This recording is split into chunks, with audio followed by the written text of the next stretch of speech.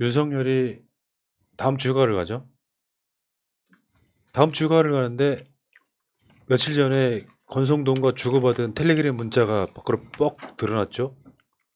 그 다음 날부터 윤석열이 출근을 안 해. 그 다음 날 출근할 때는 그냥 질문 안 받고 쏙 들어갔죠. 그리고 연속해서 29일 금요일까지. 왜냐하면 토요일, 일요일은 출근 안 하기 때문에. 그것도 웃기긴 해. 청와대 있었으면 사실 월화수목 금금금이었을 텐데 주말을 쉰단 말이에요. 그러니까 윤석열의 소통이라고 불렸던 그 출근길 문답이 자취를 감췄어. 오늘 또 출근길 문답은 없었습니다.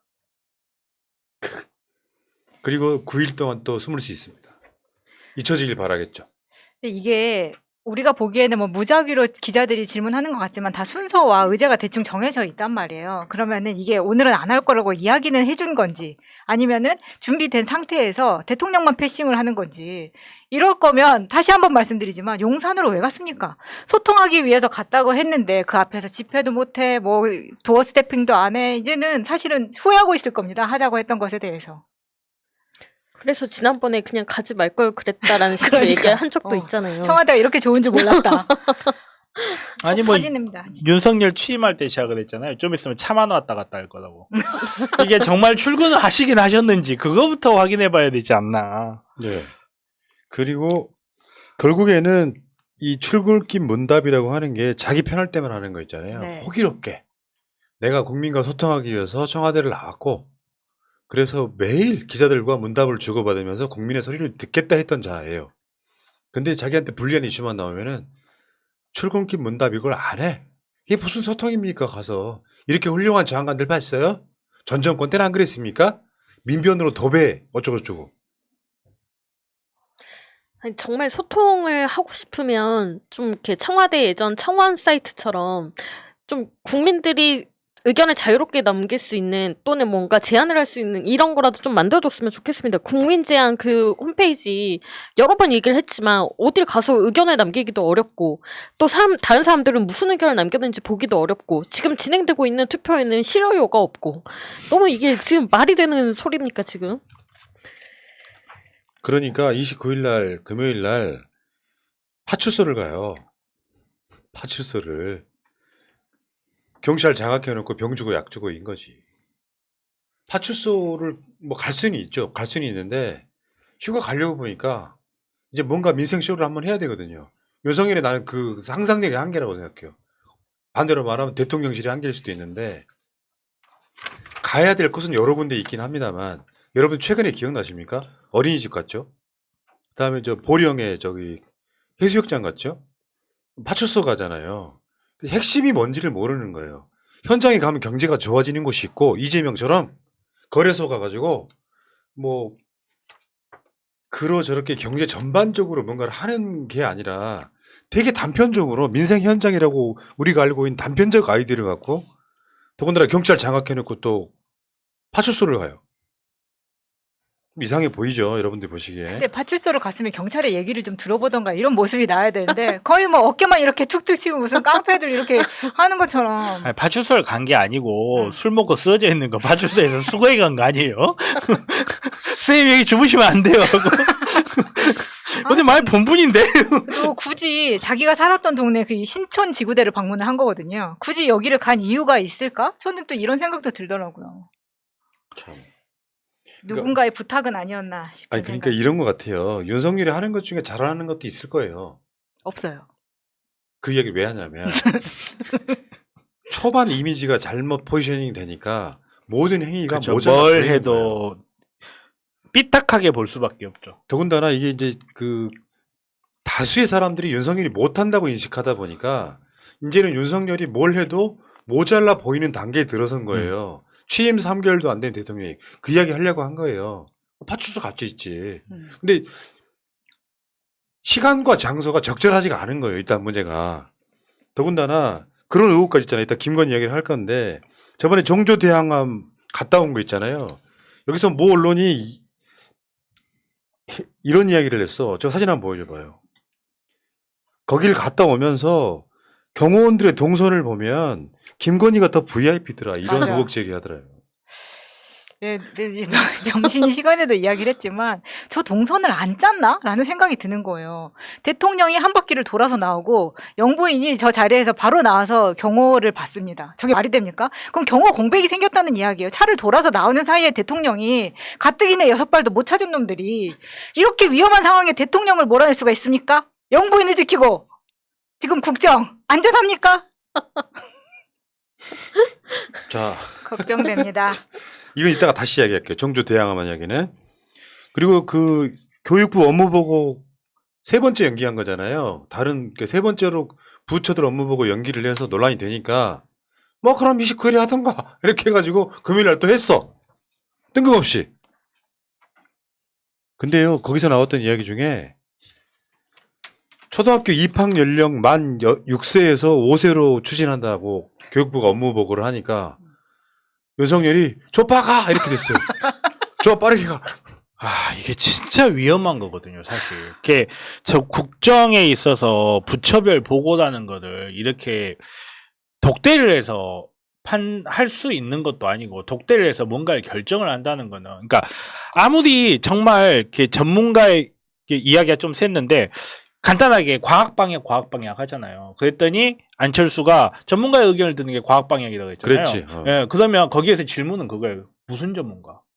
방역이라고 해서 의사들 말만 듣습니까? 바이러스 학자들 말만 듣습니까? 사회 전반을 우리 현대 사회는 어떤 한 분야에 치우쳐져서 절대 움직이지 않는다고요.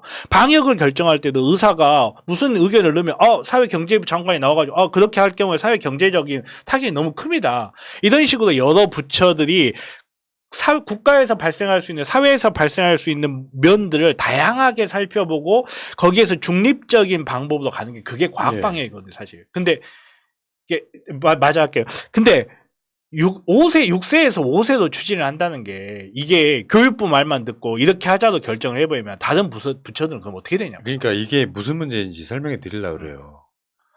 대한민국의 교육개혁은 역대 대통령들이 가장 힘들어하는 분야예요. 그렇죠. 그래서 문재인 대통령 때 와서야 국가교육위원회라는 걸 만들었어요. 거기서 아까 말한 정변처럼 말한 관련해서 그거를 국가적 차원에서 논의를 하고 계획을 하자 이렇게 만들어 놨어요. 근데 국가교육위원회를 지금 열려고 하는데 임명된 위원이 거의 없을 상황이야. 교육부 장관이 따위가 와서 우리 저 음주운전, 뭐 표절 어마어마하신 분이 지금 교육부 장관 된 거 아니에요? 이 사람이 와서 보고를 하니까 입학 연령을 만 6세에서 만 5세로 추진한다니까 아무 생각 없는 이자가 좋아 빠르게 가 이렇게 하는 게 정상적이냐고요. 왜냐면 교육이라고 하는 게 정답은 없을 수도 있어요. 시험만 잘 보면 어디 가냐로 해서 그게 또 교육제도가 바뀌어가지고 수시가 생기고 온갖 경험들이 생기고 하잖아요. 근데 그게 또 부작용이 생겨나잖아요.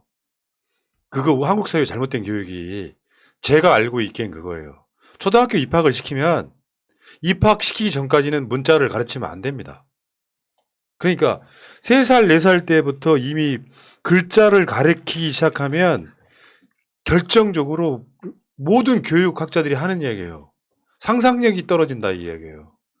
사랑이라고 이야기하면 엄마 아빠가 뽀뽀하는 장면이 떠올라야 되는데 사랑이라고 하면 그 나이에 사랑이란 글자만 떠오르는 거야. 그래서 웬만한 선진국들은 초등학교 보내기 전에 글자를 안 가르치는 거로 교육 방향이 잡혀 있는 경우가 많아요.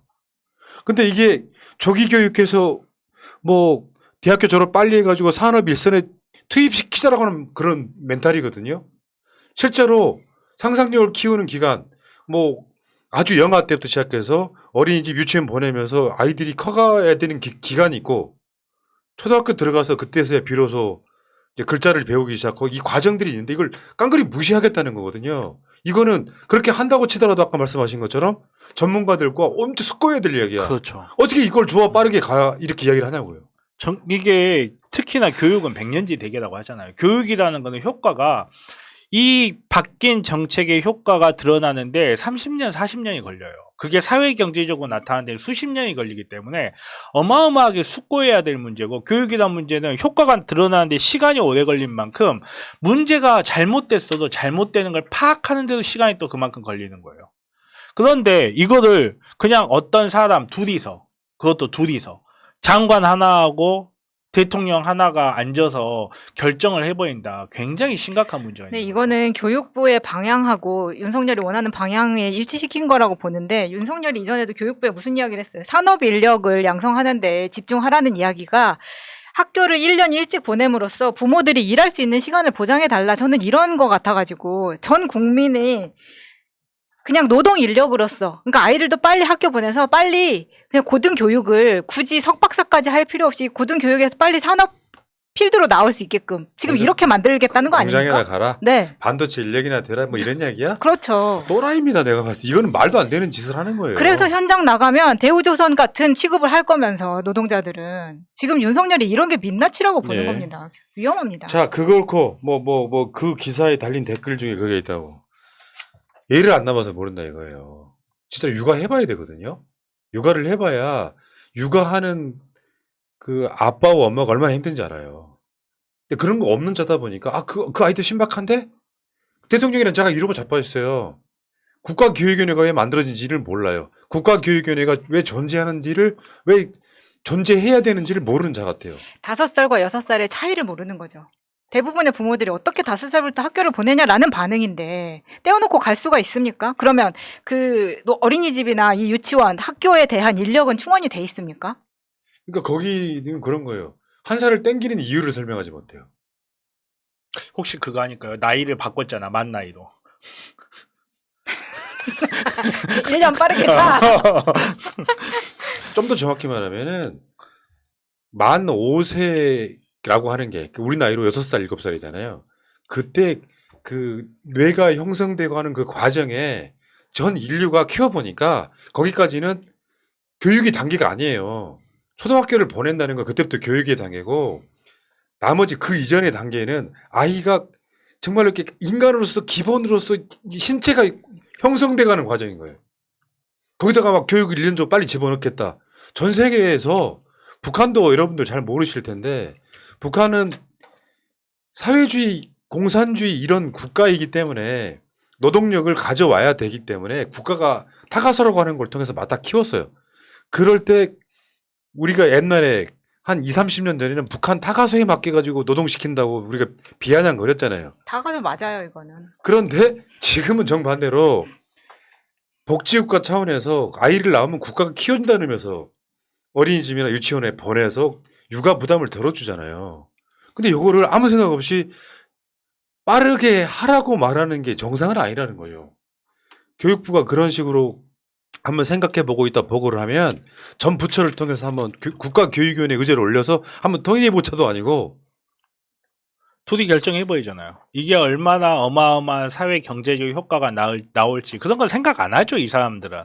왜? 법과 원칙대로 했으니까. 자기네들은 법과 원칙대로 했다. 위법한 사항 있냐? 이렇게 이야기를 하겠죠. 근데 정치라는 거는 법과 원칙에 위에 있어야 되는 거고 이런 온 국민들한테 영향을 줄 수 있는 문제를 그냥 둘이 앉아가지고 결정을 해버린다는 게 이게 말이 되냐고요. 그러니까 아니 필요하면 더 빨리 할 수도 있겠죠. 어린이 영어 유치원 보내듯이 보낼 수도 있겠죠. 국가에서 영어 유치원 만들어가지고 보내자 뭐 이렇게 할 수도 있어요. 필요하다면.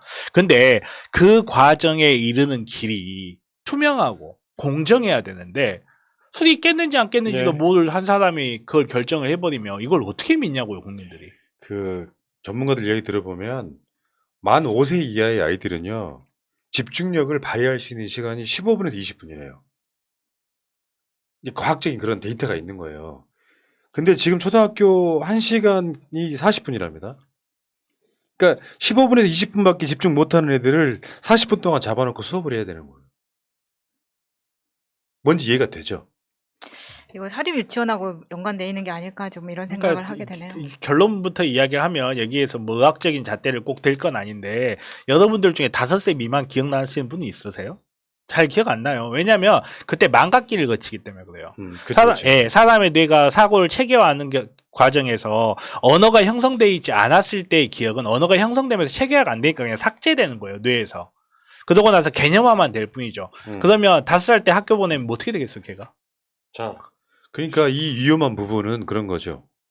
이런 교육의 문제도 대통령이라고 하는 자리가 대통령에 있으면 굉장히 중요하잖아요. 그 말 한마디가 모든 공무원을 움직이잖아요.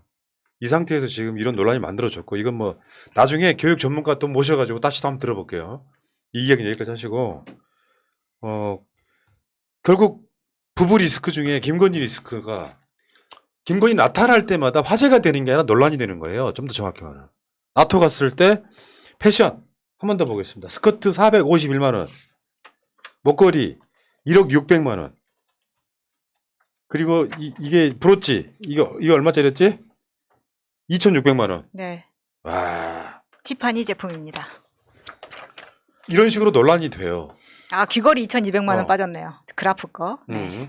그러니까 이런 식으로 이게 시작된 게 그거잖아요. 용산의 대통령실에 김건희가 사진을 찍어가지고 팬클럽에 줬는데 그때 드러난 거. 운동화 143만 원짜리, 블라우스 175만 원짜리. 디올 거. 그리고 그 열린음악회 나갔을 때는 아예 미발매품을 딱 네. 마찬이 무혹 제기해가지고 나라가 뒤집어졌던 바로 그거. 650만 원 추정. 구속되면 제가 사식은 들고 갈게요. 변호사 믿고 지르는 거죠. 의혹입니다.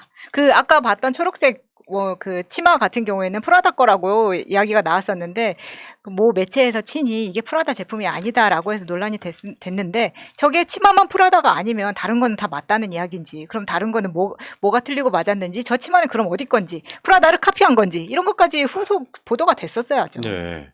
자 어쨌건 김건희가 나타나면 저 강신업이 같은 애들은 뭐 화제를 일으키고 다닌다 이렇게 표현할지 모르겠는데 국민 다수는 김건희가 했던 말을 기억하는 거예요. 우리 남편이 대통령에 당선되더라도 아내의 역할에만 충실하겠다. 근데 지금 하고 다녔던 거는 사실상 대통령 역할하는 거잖아요. 아까 사진 보셨다시피. 아내 때도 이러고 있었을지도 모르죠. 이상하다. 나는 원래 하던 거 그대로 하고 있는데 하면서 검찰총장 역할하면서 더구나 거기 터 거기. 근데 저런 패션만 논란이 되는 게 아니라 김건희의 지인 찬스 논란, 커바나 컨텐츠 직원들 데리고 봉화마을 가가지고 또 논란 되기 시작하고 그 한쪽에서는 아까 그거라니까 김건희라고 하는 사람이 처음 나타났던 사건이 뭐예요? 공적인 자리에 사과하는 장면이었어요. 대국민 사과, 허위 경력에 대한 대국민 사과였다고. 그런 자가 대통령이 되더라도 공적인 자리에 안 나타날 듯이 이야기했던 자가 너무 뻔뻔하게 나타나기 시작하니까 한쪽에서는 김건희 무슨 뭐 패션 센스니 어쩌고 지랄들을 했지만 우리 같은 사람들 입장에서는 주가 조작 의혹 등이 해소되지 않은 상태에서 끊임없이 나타나고 있는 거고. 근데 보니까 그 김건희가 운영하던 회사의 직원들이 또 대통령실에 꽂히고 그 김건희가 그러니까 절친으로 지냈다는 이혼모의 부인이 또 뭐 대통령 전용기 1호기를 타고 막 나토를 가고 막 이런 상황이 벌어지는 거잖아요. 처음에 이 사람 진짜 괜찮은 사람이야. 인간성 괜찮아. 라고 이미지가 됐다면 윤석열을 충분히 커버할 수 있었던 거예요. 근데 부부가 약간 부부 범죄단 같은 느낌이야. 이 부부는. 싫어하는 사람들 입장에서 보면. 그렇다 보니까 부부 리스크가 계속 상존을 하는데 이렇게 되면요. 김건희가 나타나든 안 나타나든 부부 리스크는 그냥 항상 존재하는 거예요. 안 나타나면 죄징계에서 안 나타난다고 하고 나타나면 네가 뭔데 나타났냐고 하고 모든 상황에 국민들이 봤을 때 저거는 이해할 만해. 그러니까 영부인이 이를테면 이미지화 시킬 때 진실과 다르게 유경수 같은 이미지가 있잖아요. 박정희 싫어했던 사람들도 유경수가 등장을 하면 박정희에 대한 미움을 중화시켰던 역할을 했단 말이에요. 나중에 사실이 아닌 걸로 드러났지만 이미지였을 뿐이라고. 대국민 이미지. 얘네들이 이게 안 되는 거예요 지금. 굉장히 심각한 짓인 거예요. 부부 리스크라는 게. 맞습니다. 그리고 지금 정말 이제 자영업자분들도 많이 마음을 돌리셨더라고요. 600만 원 그 받았을 때 우리 지방선거 치렀잖아요. 그때 사실 국힘 쪽을 찍은 자영업자분들이 많이 있었는데 지금은 상황이 계속 어려워지고 있고 그다음에 코로나 상황도 계속 안 좋아지고 있는데 어떤 대책도 나오지 않고 손실보상 안 되고 있고 물가 잡는다 이런 이야기도 대책을 안 내놓고 있으니까 정말 힘들고 꼴 보기 싫은데 이 사람들이 이렇게 막 비싼 옷을 입고 돌아다닌다라고 하니까 더 화를 내시고 지지율이 빠지고 있는 상황이죠. 그리고 대통령이나 대통령 부인이 비싼 옷 입을 수 있어요. 저는 그렇게 생각해요. 10억짜리, 맞아. 20억짜리도 필요하면 입을 수 있어요. 근데 자기네들이 뭐라 그랬습니까? 김정숙 여사님한테 뭐라 그랬었어요? 자기네들은 그렇게 해놓고 이제 와서 자기네들은 그랬던 과거는 모두 다 잊어버리고 수백만 원, 수억 원짜리 장식품과 옷 입고 나타나서 거기에다가 하는 행위마저 국민들에게 비호감적인 행위를 해버리니까 욕을 바가지로 먹는 거죠.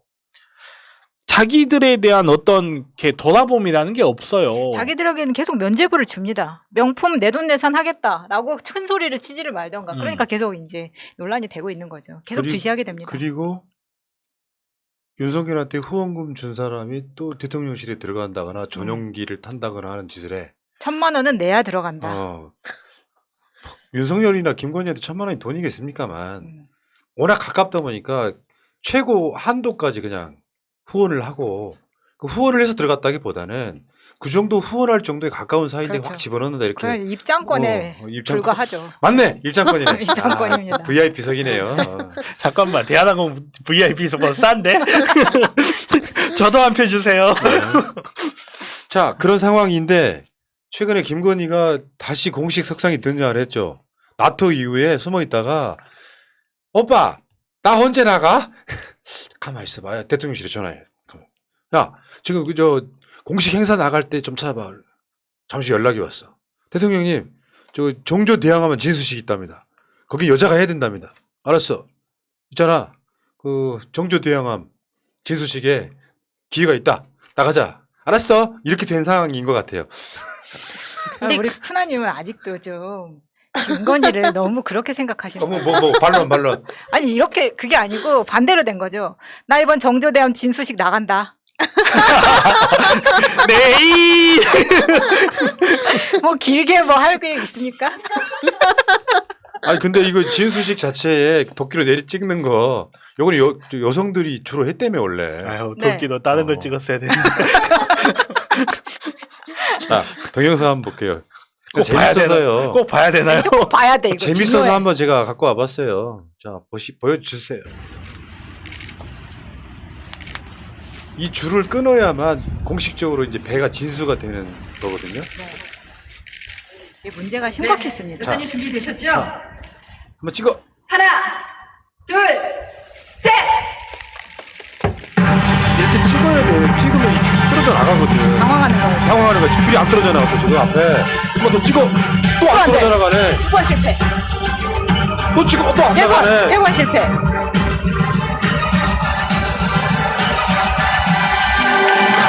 아이씨. 4번 만에. 물안 쳐먹구나. 4번 만에 저거는 한 번도 있었던 일이 아니에요. 4번째가 되니까 지금 이제 박수치고 이렇게. 봐봐요. 이게 얼마나 멍청한 짓인데. 끊어주셔도 돼요. 아니 김정숙 여사는 어떻게 하는지 몰라요. 한 번에 이렇게 가는 겁니다. 한 번에 한 손으로 그냥 톡 하고 치는 거거든요. 그만 봅시다. 거기 봅시다. 더 안 보셔도 돼요. 또 있습니다. 아니 끊었어. 네. 저기서 편집. 그러니까 왜 지금 이 장면을 보셔야 돼. 반대쪽에서 찍은 사진. 이 앞에 당겨 보시면요. 이 줄이 여기에 지금 그 목을 내놓고 약간 좀 단두대식으로 이렇게 딱 올라가 있는 거야. 저게 그냥 되게 어. 편하게 되어 있는 거예요. 여기다가 도끼를 그냥 살짝 내리치기만 하면 돼요. 근데 문제는 뭐냐면 제가 봤을 때는 저게 리허설을 제대로 안 했기 때문이에요. 그러니까 모든 절차를 다 무시한다는 게 여기서도 보이는 겁니다. 그러니까 저 도끼를 내리칠 때는 두 손으로 하는 게 아니라 한 손으로 해야 더 정확하게 맞는 거거든요. 아까 김정숙 여사도 한 손으로 그냥 톡 치는 것처럼. 저기 생선 고기 대가리 치듯이. 그러니까 누가 생선을 양손으로 치냐고. 그러니까 저렇게 하다 보니까 계속 엇나가가지고 저걸 4번을 한 거예요. 근데 우리가 봤을 때는 별거 아니지만 저게 엄청난 의미가 있다면서요. 그러니까 진수식에서 그 줄을 끊는 거하고 그리고 또 대표적으로 하는 게 샴페인을 이렇게 깨트리는 거거든요. 그러니까 그 이제 뱃사람들의 뭐 전설 같은 거 관련돼 가지고 하는데 저 진수식이 망가지면 그 배가 운명이 별로 안 좋다라는 이야기가 아이고. 있어요.